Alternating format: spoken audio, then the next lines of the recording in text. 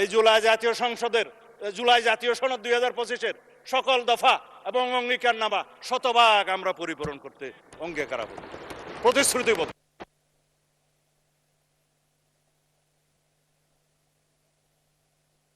চলে গেছে, টোটাল চলে গেছে। মাইকে পুরো হাউসের মাইক নাই মাননীয় মন্ত্রী, আমার মাইকও বিভ্রাটের শিকার।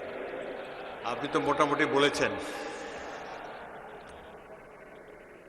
এখন রাত 9:30 বাজে। আপনার কি কোনো কথা বাকি আছে এখন? আমার তো মনে হয় you have covered all the points.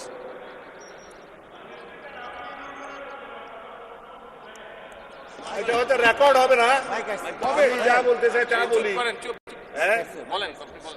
মাননীয় স্পিকার, আমরা আসছে মাননীয় স্পিকার শোনা যায় কিনা আমি জানি না, গেলে না যাক। মাননীয় স্পিকার কোনো অসুবিধা নাই। মাননীয় মন্ত্রী শুনতে পাচ্ছি না আপনার কথা। 3-4 মিনিট অপেক্ষা করলে হয়তো এটা রেস্টোর করতে ঠিক আছে মাননীয় স্পিকার, আপনি যখন রুলিং দিয়েছেন 4 মিনিটই বলবো।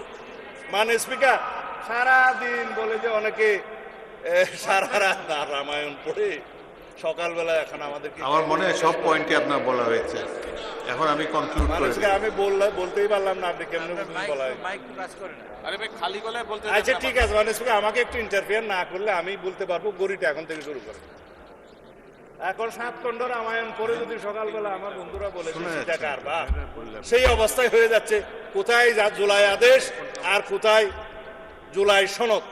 আমরা জাতিকে পরিষ্কার করতে চাই, জুলাই জাতীয় সনদ 2025 যেটা স্বাক্ষরিত হয়েছে, যেটা ঐতিহাসিকভাবে স্বাক্ষরিত হয়েছে, সকল বন্ধুরা স্বাক্ষর করেছেন, সেই স্বাক্ষর নোট অফ ডিসেন্ট সহ এনসিপি অবশ্য পরে করেছে, নির্বাচনে করেছে তো বটে, সেটা আমরা বাস্তবায়ন করতে চাই।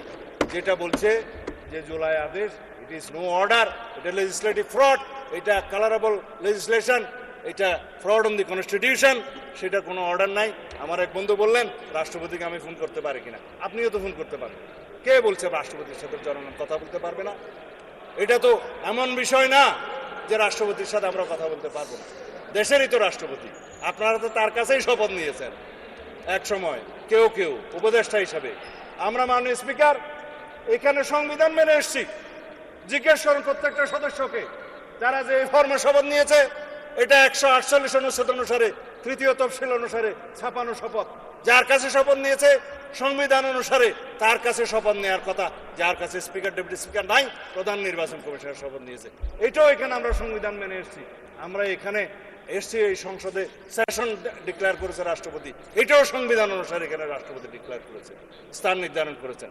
73 অনুচ্ছেদ অনুসারে তিনি এখানে ভাষণ দিয়েছেন, এগুলো সংবিধান অনুসারে এসছেন। আমরা যে রাষ্ট্রপতির ভাষণের উপরে আজকে আলোচনা করছি, এইটাও তো সংবিধান মেনে আলোচনা করছি। মাননীয় স্পিকার, সব কিছুতেই আমরা সংবিধান মানছি, আর এখন সংবিধান ভালো লাগে না এই বক্তৃতা মাননীয় স্পিকার শুনতে চাই না। আমার সময় কি শেষে আরো আছে তো মাননীয় স্পিকার, 1 ঘন্টা 1 মিনিট 55 সেকেন্ড আছে। শুনলেও কি আর না শুনলেও আমি বলে যাই। তারপর মাননীয় স্পিকার, কথা হচ্ছে সংবিধান যেখানে যেখানে সুবিধা সেখানে সেখানে মানলাম।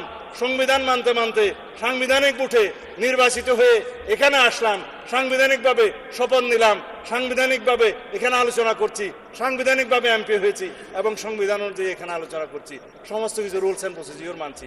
আর এখানে বলছে যে সংবিধান কি জনগণের অভিপ্রায়ের উপরে? ইয়েস, সংবিধানে জনগণের অভিপ্রায়কে ধারণ করার জন্যই আমাদেরকে সংবিধান, আমরা সেই অভিপ্রায়কে সম্মান করার জন্য সংবিধানের সংশোধন করতে চাই। মাননীয় স্পিকার, সুবিধা করতে পারলাম না এত ষড়যন্ত্রের মধ্যে। আপনাকে অনেক ধন্যবাদ। ধন্যবাদ মাননীয় মন্ত্রী।